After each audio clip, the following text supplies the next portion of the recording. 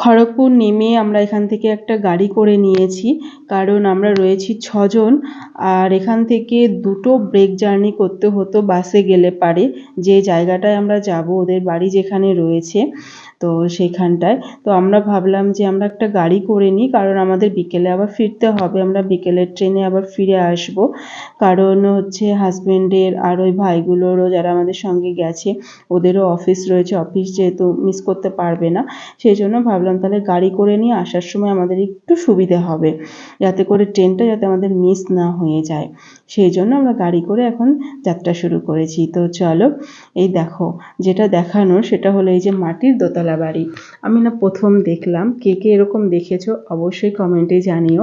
আমি কিন্তু মাটির সিঁড়ি, মাটির দোতলা বাড়ি প্রথম দেখছি। আমি একতলা বাড়ি দেখেছি মাটি থেকেওছি, কিন্তু দোতলাও যে পাকা বাড়ির মতো এমনটা হয় আমি এই প্রথম কিন্তু দেখলাম। ভীষণ ভালো লাগছিল, ভীষণ ঠান্ডা ঘরগুলো। গরমকালে তো মনে হয় অসম্ভব ভালো লাগবে এই ঘরগুলোতে থাকতে, এসির তো প্রয়োজন হবেই না কোনো মতেই।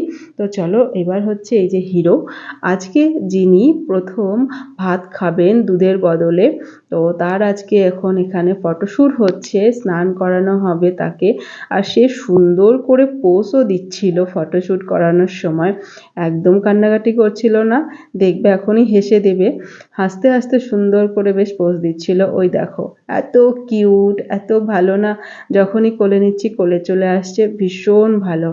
তো ওর মা আর বাবা এটা, তো এদেরই ছেলের আজকে অন্নপ্রাশন। আর এই হলো ওর মাসিমণি, যে কিনা ওকে খাওয়াচ্ছিল। ওখানে ওকে পায়েস খাওয়ানো হচ্ছিল, রাইস খাওয়ানো হচ্ছিল, ও চুপচাপ কিন্তু খাচ্ছিল আর ক্যামেরার দিকে তাকিয়েছিল যাতে ছবিগুলো ভালো আসে। তারপরে আমরাও চলে আসলাম এখানে খেতে, কারণ ওর খাওয়া হয়ে গেছে, তাই ভাবলাম চলো আমরাও খেয়ে নিই।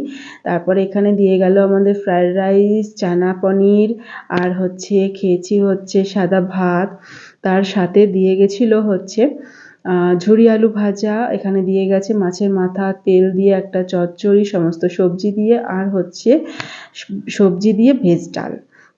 অসম্ভব টেস্টি খাবার, গ্রামের রান্না না দারুণ হয়, আর সমস্ত কিছু এত ফ্রেশ, এত টাটকা, মানে তুমি বলে বোঝাতে পারবো না, এত সুন্দর লাগছিল।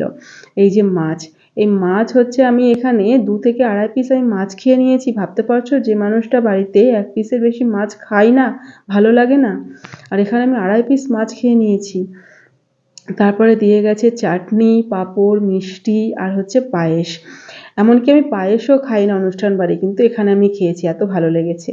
তারপরে খাওয়া দাওয়া করে আমরা পাশের একটা স্কুল মাঠ আছে, ওখানে আমরা একটু ঘুরতে চলে এসেছি সবাই মিলে, একটু ফটো টটো শ্যুট